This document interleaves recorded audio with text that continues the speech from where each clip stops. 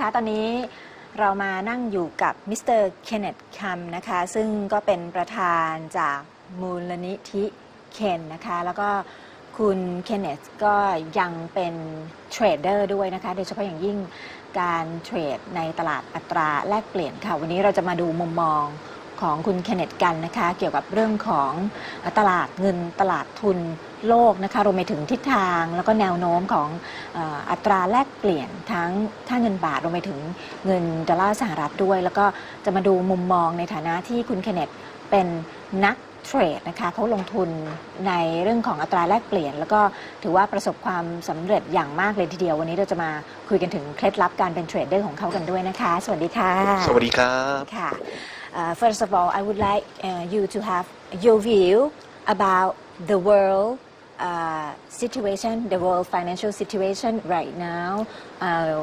What can you explain about what just happened in the world market lately? So there was a crash in the Dow Jones and the S&P on Friday, and the downtrend persisted on Monday and Tuesday. There was a bit of recovery on Wednesday, yesterday. So what I can see is that the market situation is overbought, and that's why the bears, the sellers, are in the market to see whether they can get some profit from selling. So most of the time, stocks, shares, commodities, currency, it's more based on the sum total of everyone's feeling, the bankers, the speculators, the investors, and the traders. So once they feel that a few of them are ready to come out, so maybe they will follow each other and say, you go out, I also want to go out, I want to sell. And that's why it caused a bit of market reaction.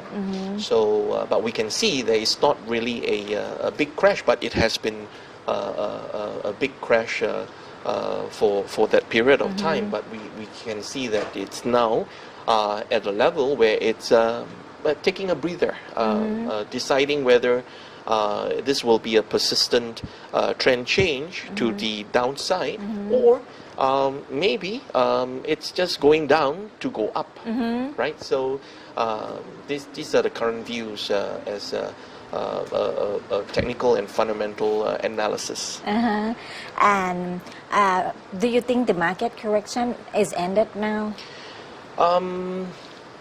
Well, we are watching the situation. Okay. I am not God. I cannot crystal ball the situation. So for traders, we are more reactive. We see the situation and then we decide what goes on, and it's like we are a surfer in the sea. We don't just stand on the board and wait for the wave to come. We don't predict the waves, but when we see the sea swelling, we know there's a wave coming. So we get ready on the board, and then we surf the wave, and we profit accordingly. So traders like us, what we do is we see a buying opportunity. If it's going up, we will buy low, sell high. And if we face a situation like what happened on Friday, we will see that perhaps it's a selling situation, and then we will sell high, buy low. We are always there to make the profit through diligent study, technical and fundamental analysis. So, as a trader, what is the most important factor for your decision right now? Okay. Well, I use technical analysis. I use indicators. It's like driving in the streets. The traffic light will say green or red, and when it's green, you don't just drive 100 kilometers an hour because it's dangerous. Because you will still need to see whether there is anyone walking, any cars that last minute want to dash across, and then if it is all clear and it's still green, you go. Right? So trading is the same thing. The fundamental analysis, the result of the analysis from the fundamentals, and the result of your technical analysis are basically indicators, suggestions that is a good time to buy, or it's a good time to sell. But you have to make your own decision and go in with your eyes open, and then discover the situation as it unveils, because the situation can also change on you, and you may need to cut loss, or you might need to double down because it's a bull trend or a bear trend, depending on the situation. So traders like me, we are more reactive than predictive. Okay, so what is your view about the U.S. dollars that we have been its weakening right like a year ago right Yes. now? Right. The dollar has been weakening since the new administration took on in U.S. And most of the time we feel that when the economy is strong, the dollar should be strong, right? But it also depends on whether the administration of the country wants the dollar to be strong. Currently, I think the administration has made it clear that they want the dollar not to be too strong, because they want to invite more business to U.S. to have more exporters and importers, and because when the dollar is weak, you will have more business, right? So that's why some countries are accused of manipulating their currency. So this is the world we live in, and it's interesting, right, to see the situation unfold with different administrations in U.S. and in different countries. So what do you see about the baht, Thai baht? Well, the Thai baht is actually pegged to the dollar. So if the dollar is strong, the Thai baht will be strong. And if the dollar is weakened, the Thai baht will be weakened. It's good for your exporters, right, when the Thai baht is weakened, because a lot of people will come and buy Thai produce and Thai manufactured products, and then you will then increase your country's wealth and GDP in terms of exporting more goods to the world, hopefully good products. Okay, so from your view, do you think the dollars is in the weak enough to attract the investor into the U.S. right now? So what are the trends from now? I think surprisingly, because of the weakening of the dollar, a lot of people are putting a lot of money into the stock markets in the U.S., and that's why you see the Dow Jones and S&P raging up like anti-gravity, going up to levels that you have not seen before. So I think that is a result of a certain brilliant economic strategy in the U.S. right now. Okay, so now let's talk about the cryptocurrency. Okay. Have you invested or traded for any crypto? I am a currency trader, but I do not believe in Bitcoin yet, because I feel that Bitcoin is more speculative. Out of respect, I will not call it rubbish, but it's more on speculation, right? As a trader, what we do is we actually invest a lot of time into technical and fundamental analysis. Technical analysis means we will look at the charts, we will draw support line, resistance line, and we will study the indicators. And fundamental analysis is we will read reports from all over the world and from news sources like Bloomberg and Reuters. But the problem with Bitcoin is when you apply technical analysis and when you apply fundamental analysis, you can't get a conclusion.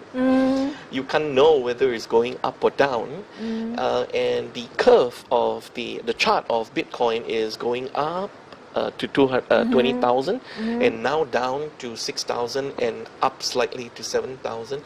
It looks like a tulip mania chart. A tulip mania chart is basically because of speculation and hype, the price of tulip went up to very high and then it just went down. I mean, some people call it crash, but now the price of a tulip is a price same as a price of an orchid and a price of a rose.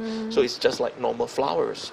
I think Bitcoin is going through that, and after this baptism of fire, then perhaps Bitcoin will come to a price that is a bit more realistic. right? And maybe a couple of months, a couple of years later, it will then evolve a perfect demand and supply curve where chartists and analysts like me will then pay attention to it. But currently, it is pure speculation.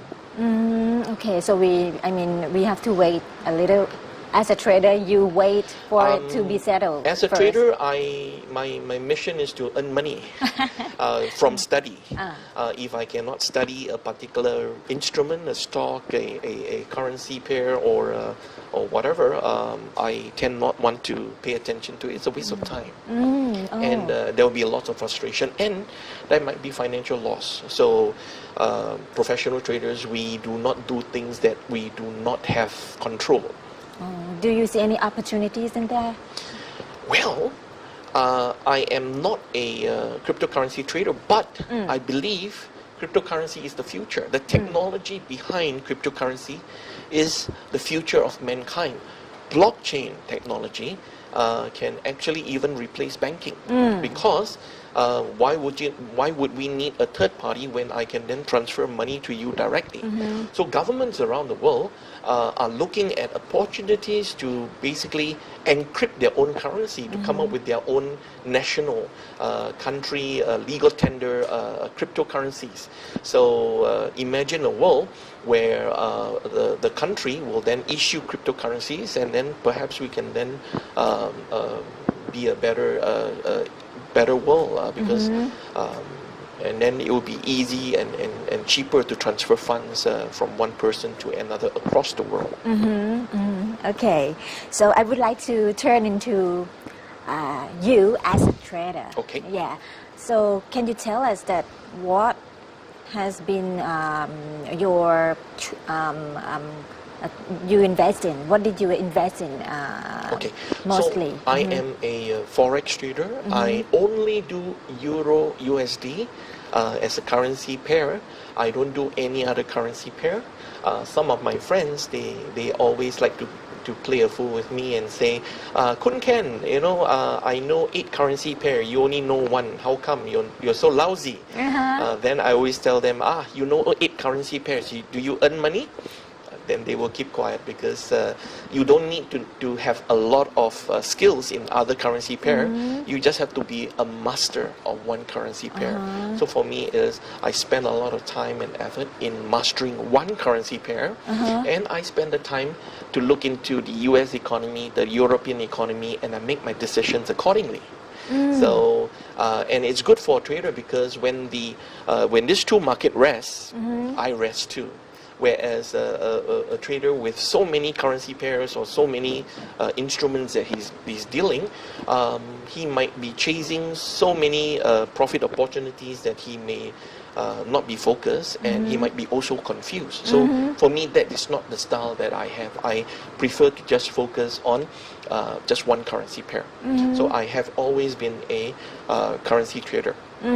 Okay. Before I was a currency trader, I was actually a commodity trader. I started as a commodity trader in 1990, 27 years ago. So I finished my Singapore Polytechnic, or I was dropped out. I was kicked out of Singapore Polytechnic. And the first job that I did was McDonald's. I was a French fries expert. And then I felt that I should do more things, so I looked for another job, and I landed a job at a commodity firm because the advertisement in the commodity firm says earn thousands a day, be a commodity trader. So in 1990s, I've not seen any job that you can earn thousands a day, so I put up my hand and I became a commodity trader. At that time, in 1990s, there was computers, but it was only one computer shared with 600 traders. So it was a number ticker on the wall. The number ticker will go tick, tick, tick, tick every time it goes tick. All the 600 traders will roll out our graph paper with a pencil, ruler, and rubber. We will then plot graphs. 0 and X, 0 and X. 6 to 9 hours later, we will have some sort of a graph from the number ticker. and then we will then draw our support line and our resistance line, and then we will do our technical analysis. For fundamental analysis, we will watch TV for Bloomberg and Reuters, and that's how we did our technical and fundamental analysis. It's the same now and 20, 30 years ago. But the problem was at that time we did our own charts. Now the computers actually do the charting for us. So as a commodity trader, I did coffee, sugar, soybean, pork belly, orange juice, gold and silver, and I felt that the reason why I wanted to transit from commodities to forex was because commodity was very seasonal. There was 4 months a year when there was winter, and winter you cannot grow your coffee bean, your sugar cane. So a lot of traders, they don't trade during that 4 months, and I felt that I still need to eat in that 4 months. So I thought maybe I should transit from commodities to a more evergreen kind of instrument like currency. So when in the late 1990s, when currency forex was deregulated in Singapore, because before that only banks and financial institutions could buy sell currency. So when internet became available and forex was deregulated, any persons with an internet connection and a forex account could actually buy sell currency. So I decided that I wanted to be a currency trader, and very early in my currency trading life, I decided that I should only focus on one currency pair rather than to be a jack of all trades. So that's how I started. And right now, how successful are you right now? How big is your portfolio right now? Well, I've been trading part-time for 22 years out of that 27 years, and I only started full-time forex trading 5 years ago.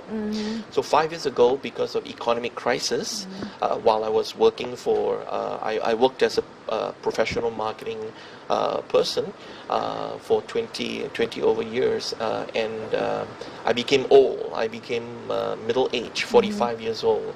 So my boss looked at me and he said, "Kun Ken, wow, I can pay you so high salary. You go home at 6 p.m. to your family, versus this young lady who I pay 20% of your salary.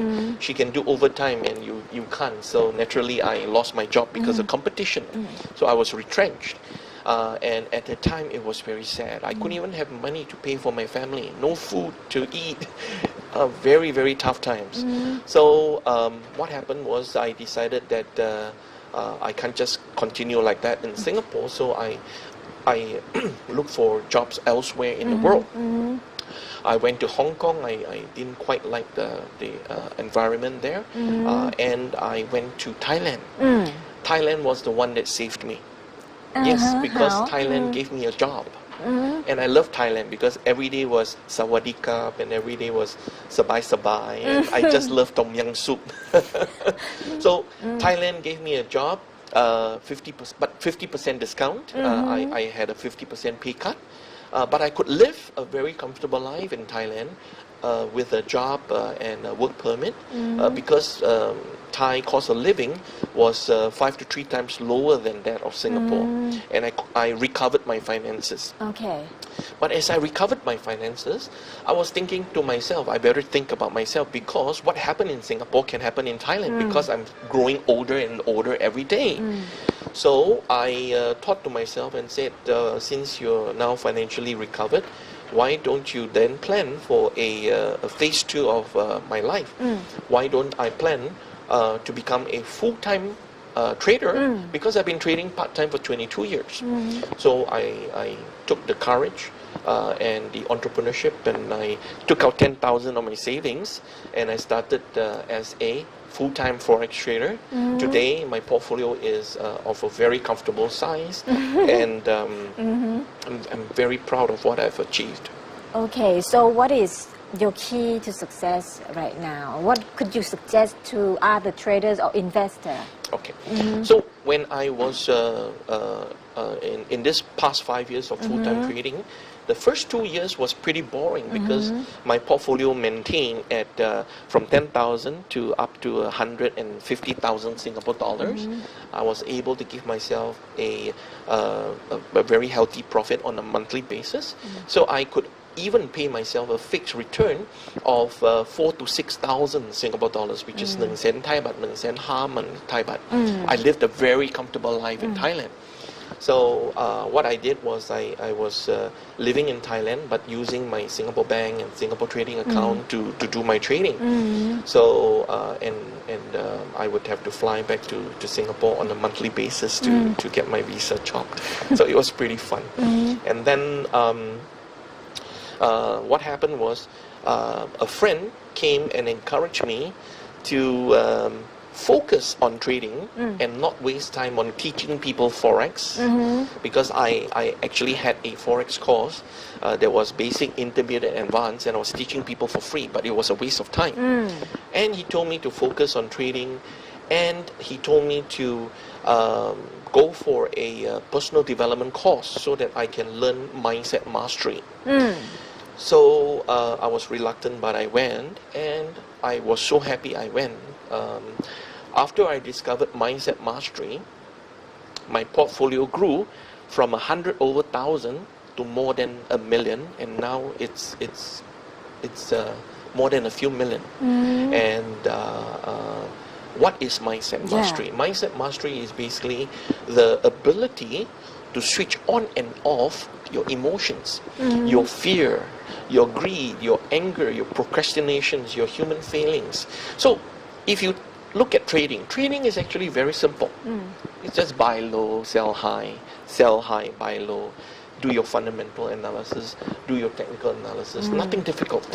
But most traders, we feel in trading is because we have baggages of emotion in our mind, what our parents spoke to us, you know, what our wives and husbands spoke to us, what our friends told us lingers in our mind, and we have language of fears in our hearts that affect our trading, and because of the fear in our heart, we become slower in our reaction, and because of greed in our hearts, the language of greed in our hearts, we become, we want to wait a bit longer, and that waiting kills us, right?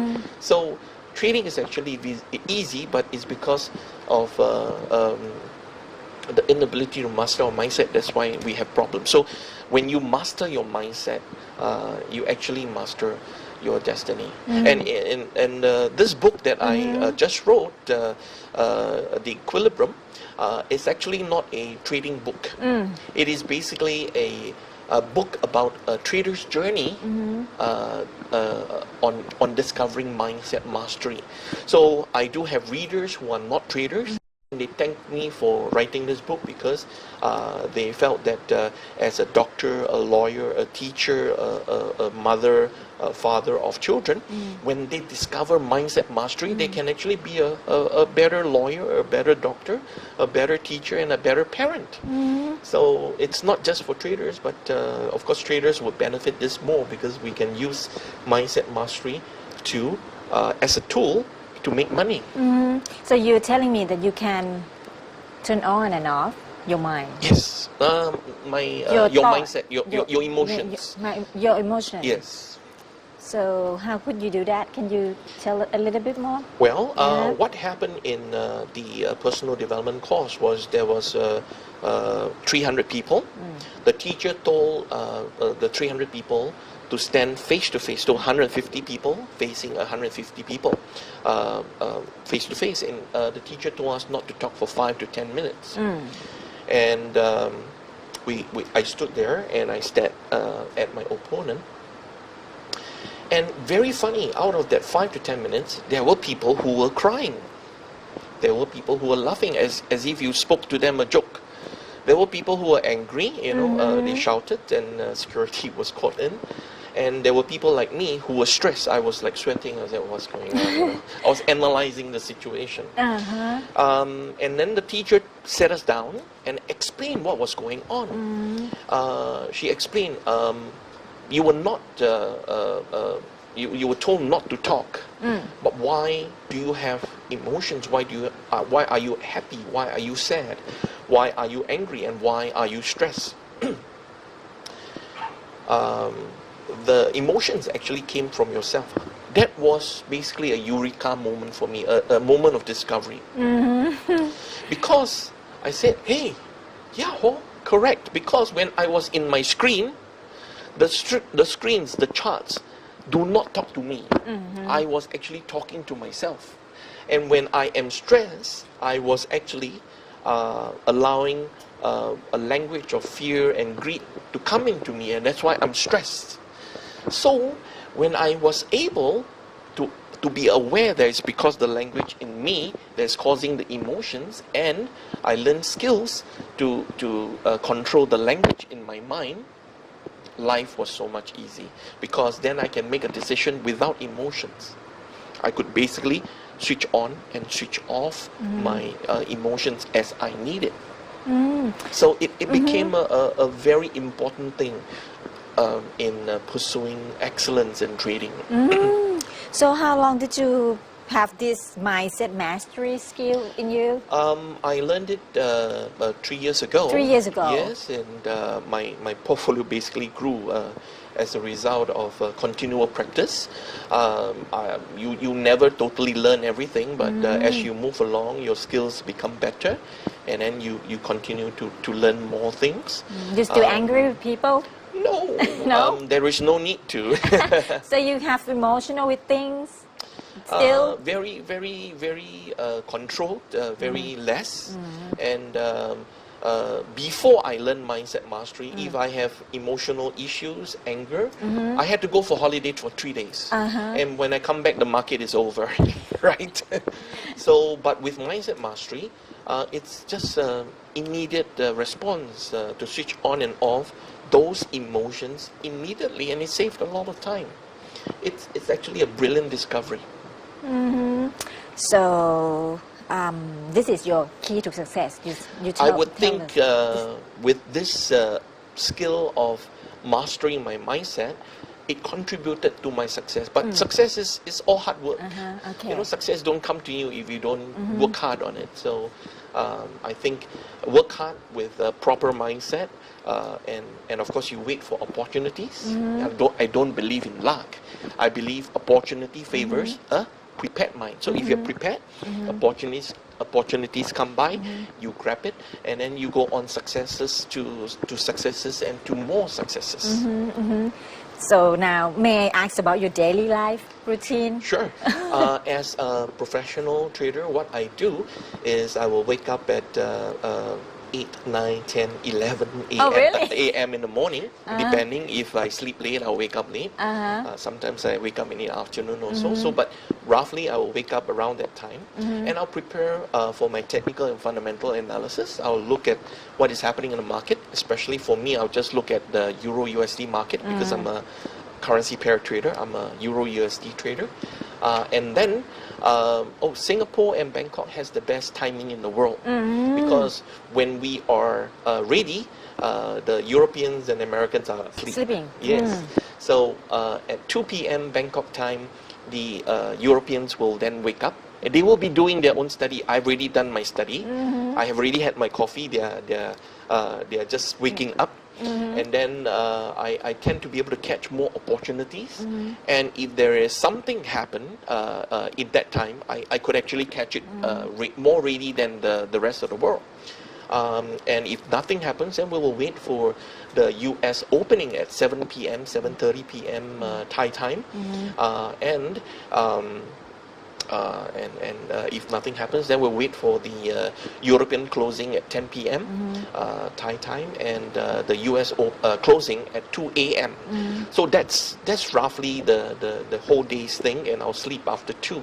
So, but if let's say I achieve my profit targets, my trading targets, then perhaps I'll sleep early. So it's very flexible. And if I don't feel like working, I will sleep for 3 days.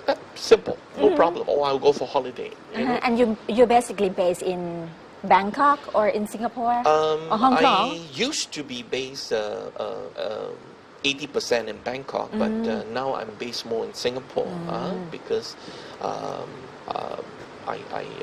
trying to establish something in Singapore, and because I'm a Singapore citizen, I pay tax in Singapore. So now more than 50% of my time is in Singapore. I would say 5 to 10% of my time is in Bangkok, and another 5 to 10% of my time is in my Hong Kong residence. And all my residents have a trading station in there, so wherever I go, I can continue to trade. So to me, you are a wealthy man, happy man. Yeah. So, and why are you setting up, like you are a chairman of Kenn Foundation?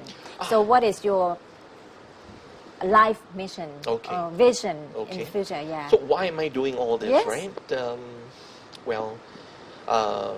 Long ago, when I couldn't find a job, I had difficulty looking for money to buy food, to put food in my mouth, and to feed my family. I felt that no one should go through that time.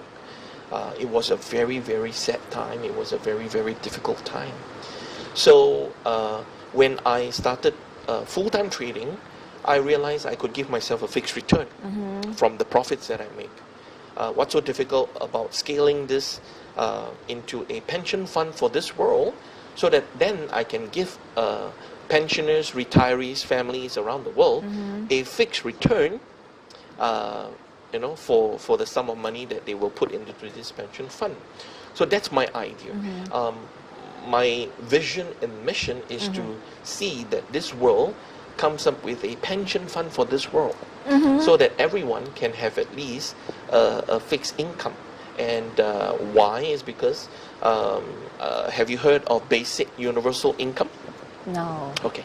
So basic universal income is the idea that everyone on earth, every human being on earth, receive a fixed income from somewhere, so that they can then pay for their food, their shelter, their transportation, their day-to-day living, so that they don't have to fight or strive to survive.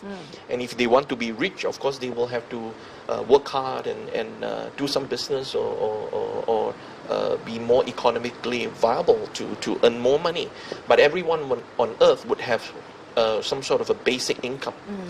So Elon Musk, the chairman, the founder of SpaceX, Tesla, and Solar City, once said last year that human beings should explore basic universal income because the robots are replacing human beings in the factories, and millions of people will be out of the job.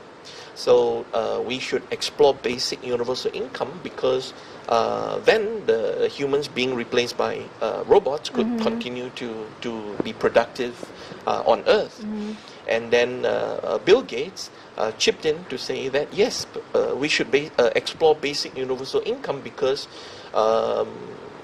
we should also think about taxing robots, because when humans work, we can tax humans, but when robots work, we currently do not tax robots, but we should tax robots, and then have enough money to put money into welfare, perhaps basic universal income. And Mark Zuckerberg, the founder of Facebook, recently spoke that as a human species, we should explore basic universal income because it's about time for us to do that. We have the financial resources, we have the network everywhere on earth. There's an ATM. If not, almost every human being will have a bank account, and those human beings that do not have bank accounts, they can actually transfer money through now with cryptocurrencies or with just SMS. So we have the capability, but we lack the political will. We lack the will to make the basic universal income happen. So none of these great people mention how. They mention that we need basic universal income, but they have not mentioned how to create a basic universal income. Where I am proposing in my small little private way to establish a pension fund for this world, for people to put money in this pension fund and allow traders to chase for profits and give a fixed return to the pensioners, families, and retirees, while the traders will hunt for profits, right? And because there is profit, we can then also ensure some of this profit goes to charitable organizations around the world. And using blockchain technology that is currently available, we can ensure that these charities get what they are supposed to get, but without corruptions in the systems or something like that. So it's going to be a very, very exciting future for mankind. So how close are we right now? How close are you to reach that mission? We have the network, the strategies, the resources. We just have to pace it up together, and lots of hard work and lots of things to do to make sure it happens in my lifetime, right? So I hope that before I go to heaven, I could see basic universal income established on earth. I think that would be wonderful. Okay. Then human beings don't have to fight, no war anymore, because there will be a time where everyone have everything, and if they want more, go and work for it, you know. So that will be a perfect world. Okay. Thank you so much for your time. Thank you so much. Yeah.ครับ